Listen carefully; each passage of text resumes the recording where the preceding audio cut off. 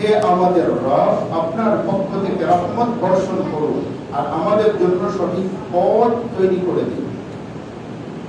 فضربنا على آذانهم في الكهف سنين عددا ثم بعثناهم لنعلم أي الحزبين أحصى لما لبثوا أمدا نحن نقص عليك نبأهم بالحق। আল্লাহ বলেন, আমি তাদের ঘটনা সত্য রূপে আপনার সামনে পেশ করি। নিশ্চয়ই তারা কিছু যুবক ছিল, এই যুবকরা তাদের রবের প্রতি বিশ্বাস স্থাপন করেছিল। আমি তাদের হেদায়েত বাড়িয়ে দিয়েছিলাম এবং আমি তাদের অন্তরকে শক্তিশালী করে দিয়েছিলাম। প্রিয় হাজিরিন, তো এরপরে আল্লাহ বিস্তারিত বলেছেন যে তারা কিভাবে বের হয়েছিল এবং কোথায় গিয়ে আশ্রয় নিয়েছিল, কতদিন সেখানে আশ্রয় নিয়েছিল। কোরআনে কারীম যা বলেছে তার সর্বনির্যাস হলো, তারা কয়েকজন যুবক বের হয়ে এসেছিল নিজ এলাকা থেকে। কোরআনুল কারীমের ইশারা থেকে বোঝা যায় তারা ছিল 7 জন। কেন এলাকা থেকে বের হয়েছিল? কারণ যে সময় তারা বের হয়েছিল সে সময় তারা ছিল সত্য তাওহীদবাদী দ্বীনের অনুসারী। পক্ষান্তরে যেই দেশে তারা বসবাস করত সেই দেশের রাজা থেকে নিয়ে শুরু করে যারা প্রশাসনিক দায়িত্ব ছিল তারা সবাই ছিল মুশরিক। স্বভাবতই যারা রাজা বাদশাহ হয় তারা তাদের বিরুদ্ধ মতামতকে কখনো প্রশ্রয় দিতে চায় না, কখনো ডেকে এনে ধমকিয়ে, কখনো উপদেশের মাধ্যমে, আর কখনো শক্তি প্রয়োগ করে নির্মূল করে দিতে চায় না। তো বাদশার কানে গেল যে কিছু যুবক দেশের মধ্যে কিছু যুবক তারা উশৃঙ্খলা করছে, তারা তো রাষ্ট্রের ধর্ম না মেনে তারা ভিন্ন ধর্মের দাওয়াত দিচ্ছে, আহ্বান করছে। বাদশা তাদেরকে ডেকে থ্রেট করলেন এবং বলে দিলেন, তোমাদের সময় দিচ্ছি, এই সময়ের মধ্যে যদি তোমরা সধর্মে ফিরে না আসো তাহলে তোমাদের ব্যাপারে কঠিন সিদ্ধান্ত হতে যাচ্ছে। যুবকরা রাজ দরবার থেকে বের হয়েছে, তারা সিদ্ধান্ত নিল কি করবে। তারা সিদ্ধান্ত নিয়ে ফেলল তারা এলাকা ছেড়ে, দেশ ছেড়ে চলে যাবে। কোথায় চলে যাবে? অজানা কোথাও চলে যাবে, যেখানে কেউ তাদেরকে চিনে না, কেউ তাদেরকে জানে না, কেউ তাদের খোঁজ নিবে না, এমন কোথাও চলে যাবে। যেতে যেতে যেতে যেতে তারা ক্লান্ত শ্রান্ত হয়ে পড়ল এবং গিয়ে এক পাহাড়ের গুহায় গিয়ে আশ্রয় নিল। ঐতিহাসিকভাবে যথেষ্ট বিরোধ রয়েছে যে আসলে সে পাহাড়টা কোথায় ছিল। ইবনে কাসীর বলেছিলেন কথা, আইলা, ভূখণ্ডে, সিরিয়া, কেউ মরক্কো বলেছেন। যেটাই যা বলে থাকুক না কেন সেটা বড় মুখ্য নয় এবং আল্লাহ রাব্বুল ইজ্জতুল জালাল এদিকে খুব বেশি ফোকাসও করেন নাই। আরদুল কোরআন, কোরআনের ভূমি এই নামে একটা কিতাব, সেখানে অনেক ব্যাখ্যা বিশ্লেষণ এসেছে। মাওলানা আবুল কালাম আজাদ রহমতুল্লাহ আলাইহি তিনিও বিশ্লেষণ করেছিলেন। ঐতিহাসিক ভাবে বা ভৌগোলিক ভাবে যেখানেই থাকুক না কেন, কোরআনুল কারীম এটাকে অনেক বেশি গুরুত্ব না দিয়ে মেইন ঘটনা বা বিষয়বস্তুকেই ফোকাস করেছে। সেখানে গিয়ে তারা যখন আশ্রয় নিল, আল্লাহ তাদের ক্লান্ত শ্রান্ত দেহকে ঘুম পাড়িয়ে দিলেন। সুবহানাল্লাহ।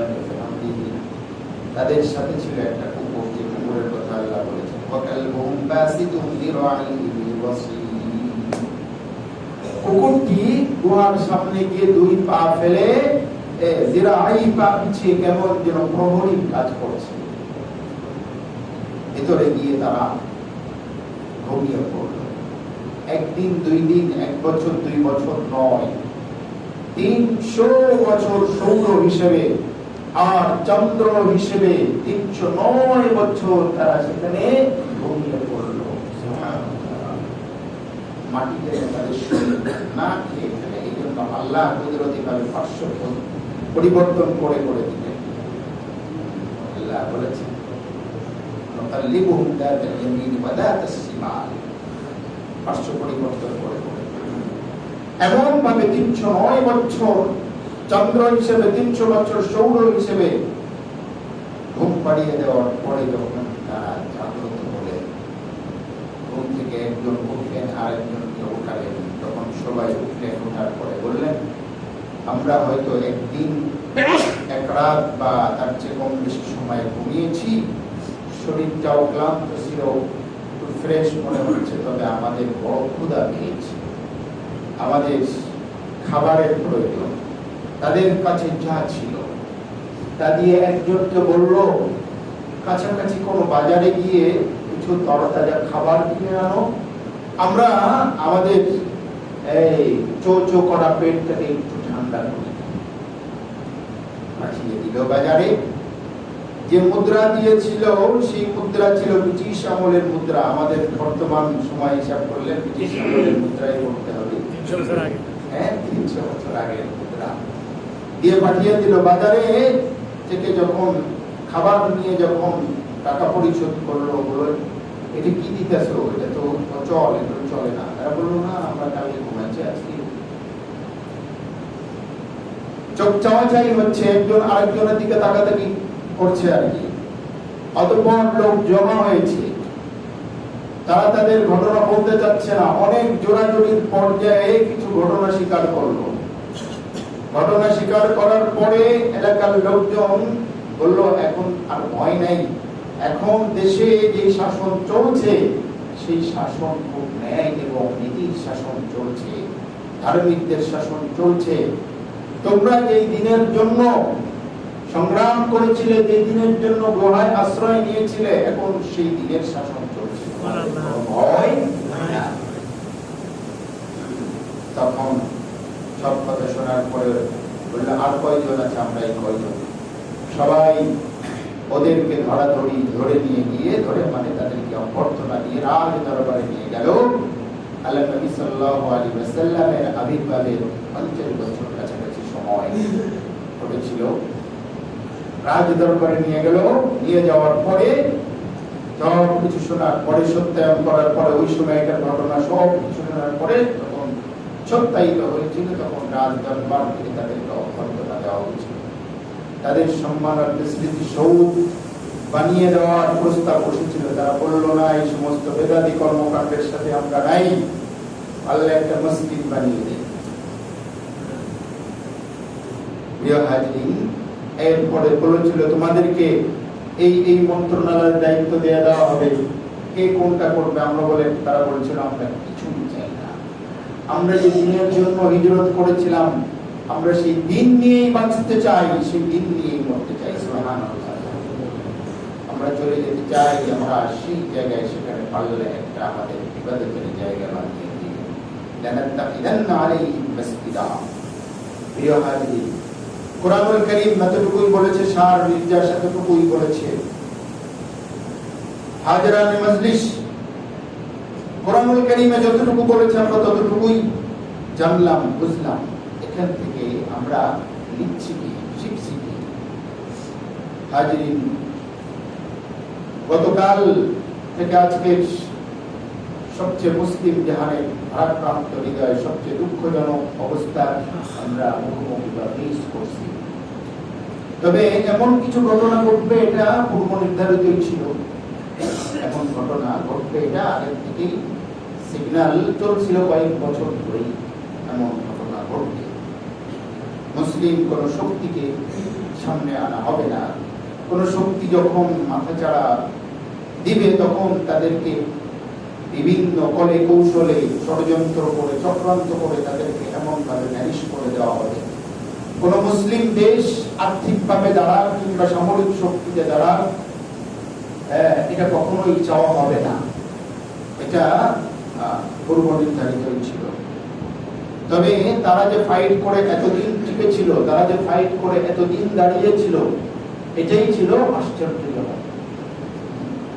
কিন্তু দুঃখজনক বিষয়টা কি জানেন? দুঃখজনক বিষয়টা হলো, যখন কোন দেশে বা এলাকায় এমন ঘটনা ঘটে, তখন বাকিরা চেয়ে চেয়ে দেখে আর বলে আমি তো ভালো আছি, আমি তো টেনশন মুক্ত আছি, আমার তো কিছু সমস্যা হচ্ছে না। কিন্তু বুঝতে পারে না 2 দিন পরে বা 4 দিন পরে, 1 বছর পরে, 2 বছর পরে তারাই নেক্সট টার্গেট করবে। এটাই হলো আমাদের সবচেয়ে বড় দুঃখ এবং কষ্ট এবং বেদনার জায়গা। তবে ফাইন্না মাআল উসরি ইসরা, আল্লাহ কোরআনুল কারীমের মধ্যে বলেছেন ফাইন্না মাআল উসরি ইসরা, ইন্না মাআল উসরি ইসরা। কষ্টের পরে সুখ আছে, কষ্টের পরে শান্তি আসে। মুসলিম জাতিকে, মুসলিম জাহানকে ভ্যানিশ করে দেওয়ার আর অনেক চক্রান্ত ইতিপূর্বে হয়েছে, তবে আল্লাহ ইসলামকে টিকিয়ে রেখেছেন। আল্লাহ যতদিন চাইবেন ততদিন টিকে থাকবে, আল্লাহ যখন চাইবে না তখন কেউ রাখতে পারবে না। আজকে ইরান কোন মতের অবলম্বী, কোন মাযহাব পন্থী, সেটা মুখ্য বিষয় নয়। যখন বাতিল্লাহ, ইসলাম বিরোধীরা যখন টার্গেট করে, তখন তিনি কি আপনার মতের কি ভিন্ন মতের উপরে দেখে না, তারা দেখে হলো তারা কালেমা পড়ছে কিনা, তারা মুহাম্মদুর রাসূল সাল্লাল্লাহু আলাইহি ওয়াসাল্লামকে স্বীকৃতি দিচ্ছেন কিনা। তারা যখন ফিলিস্তিন টার্গেট করে, তখন দেখে না ফিলিস্তিন একটা সুন্নি রাষ্ট্র, আর ইরানকে যখন টার্গেট করে তখনও তারা দেখে না যে ইরান একটা শিয়া রাষ্ট্র। এটাই হলো চরম সত্য এবং চরম বাস্তবতা। প্রিয় হাজরিন, তো আমরা আসহাবে কাহফের এই ঘটনা থেকে শিক্ষা গ্রহণ করি, সেটা হলো যে মানুষের উপর, তার দিনের উপর চরম সংকট নেমে আসতে পারে।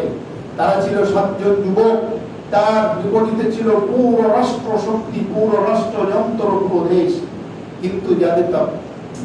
কিন্তু যেহেতু তাদের হিম্মত ছিল, তাদের কাছে যে ইমানের পুঁজি ছিল, এটা নিয়েই তারা তাদের ইমান রক্ষা করার সংগ্রামে নেমেছিল। আল্লাহ তাদেরকে রক্ষা করেছিলেন এবং আল্লাহ তাদেরকে বিশ্রামে পাঠিয়ে এর মধ্যে কয়েকশো বছর পার করে আল্লাহ তাদেরকে চোখের সামনে দেখিয়ে দিয়েছিলেন যে কিছু মানুষের ইমানের ত্যাগ এবং কুরবানিতে আল্লাহ রাব্বুল ইজ্জত ওয়াল জালাল চাইলে আবার আল্লাহ সুন্দর ব্যবস্থাপনা দিয়ে দিতে পারে। দ্বিতীয় নম্বর শিক্ষা যেটা বোঝা যায়, আপনার কাছে কোনটা বড়, আপনার কাছে কোনটা বড়, এটা অনেক প্রশ্ন আসে। আপনার পরিবার বড় না দেশ বড় না কি বড়, কোনটা বড়? এখান থেকে আসহাবে কাহফরা আমাদের শিখিয়ে দিয়ে গেল আপনার ইমানের চেয়ে বড় আর কিছু হতে পারে না। আসহাবে কাহফের ঘটনা থেকে আমাদের জন্য এই শিক্ষায় হয়ে গেল, এই শিক্ষা দিয়ে গেল যে আল্লাহ রাব্বুল ইজ্জত ওয়াল জালাল কুদরতি ভাবে যখন কাউকে সেভ করতে চান, আল্লাহ যখন কাউকে নিরাপত্তা দিতে চান, তাকে পাহাড়ের গুহায় নিয়েও তাকে আল্লাহ আশ্রয় দিতে পারেন। আল্লাহ রাব্বুল ইজ্জত ওয়াল জালাল এই ঘটনা থেকে শিক্ষা দিলেন যে আল্লাহ চাইলে বছরের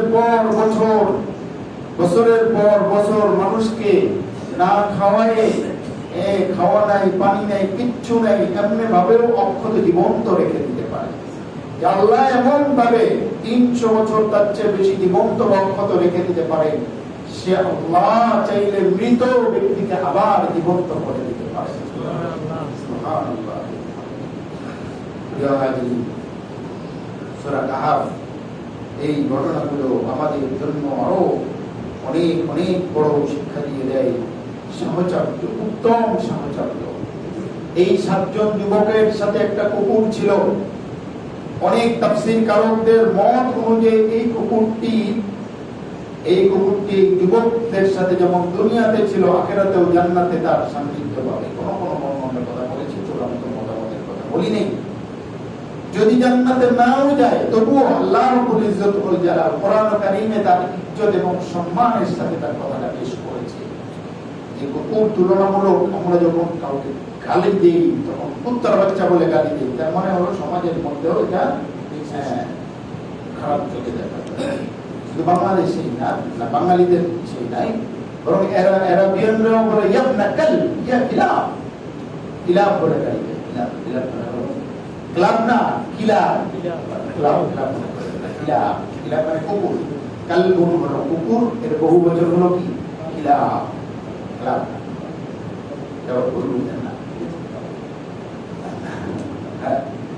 তো আল্লাহ রাব্বুল ইজ্জতুল জালাল যে উত্তম সাহচর্য, যে সম্মান বা মর্যাদার জায়গায় পৌঁছে দিল। প্রিয় হাজির, এই আসহাবে কাহফের ঘটনা আমাদের বর্তমান যে দুঃসময়ে যে মুসলমান চলছে, ইরান হলো তার সবচেয়ে লেটেস্ট, এখান থেকে ঘুরে দাঁড়ানোর, এখান থেকে আপনি সূরা কাহফ থেকে মিলাই নেন এই অংশটা। এই আসহাবে কাহফ আমাদের জন্য ঘুরে দাঁড়ানোর কি হতে পারে, যে তারা মাত্র 7 জন ছিল, আমরা তো মোটে 7 জন নয়, আমরা প্রায় 200 কোটি, ঠিক কিনা? তো তারা যদি 7 জন ঘুরে দাঁড়াতে পেরেছিল তাদের ইমানি শক্তির কারণে, আমরা আমাদের ইমানি শক্তি নিয়ে আবার দাঁড়িয়ে যাই। আল্লাহ রাব্বুল ইজ্জতুল জালাল তাদের জন্য 300 বছর নিয়েছিলেন, আল্লাহ আমাদের জন্য 300 বছর নাও নিতে পারেন। হয়তো আল্লাহ চাইলে 50 বছরের মধ্যেই আল্লাহ আমাদেরকে ঘুরে দাঁড়ানোর সুযোগ করে দিতে পারেন।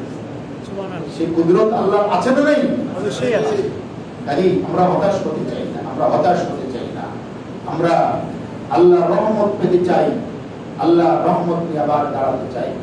একটা বিষয় খেয়াল করে দেখবেন যে ওরা সবসময় আমাদের রমজান মাসটাকে কেন্দ্র করে টার্গেট করে, খেয়াল করেছেন? প্রতি রমজানে দেখবেন কোথাও না কোথাও কি হচ্ছে, আক্রমণ হচ্ছে। কারণ কি জানেন? রমজান মাস হলো আমাদের চেতনার মাস, রমজান মাস হলো আমাদের উজ্জীবিত হওয়ার মাস, রমজান মাস হলো আমাদের বদরের মাস, রমজান মাস হলো আমাদের মক্কা বিজয়ের মাস, রমজান মাস আমাদের ঘুরে দাঁড়ানোর মাস। কাজেই আসতে পারে আমাদের বিরুদ্ধে আঘাত, জানমালের ক্ষয়ক্ষতি ঘটে যেতে পারে, কোন রাষ্ট্র তছনছ হয়ে যেতে পারে। তবে আমরা এখান থেকে উজ্জীবিত হই যে এই রমজানে তো আমরা মক্কা বিজয় করেছিলাম, এই রমজানে আমরা মাত্র 313 জন সাহাবী নিয়ে আল্লাহর নবী সাল্লাল্লাহু আলাইহি ওয়াসাল্লাম কাফের বাহিনীর বিরুদ্ধে রক্ষস বিজয় লাভ করেছিলেন। হতে পারে এই রমজানে আমাদের ঘাত প্রতিঘাতে শেষ করে দেওয়ার পায়তারা চলছে। হতে পারে এই রমজান কোন একটা রমজানে মুসলিম জান ঘুরে দাঁড়িয়ে তাদের পুনরায় সেই হারানো ঐতিহ্য উদ্ধার করবে। আমরা আল্লাহর কাছে সেই দোয়া করতে পারি তো? আল্লাহ আমাদের সবাইকে তৌফিক দান করুন, আমিন। ওয়া আখিরু দাওয়ানা আলহামদুলিল্লাহি রাব্বিল আলামিন।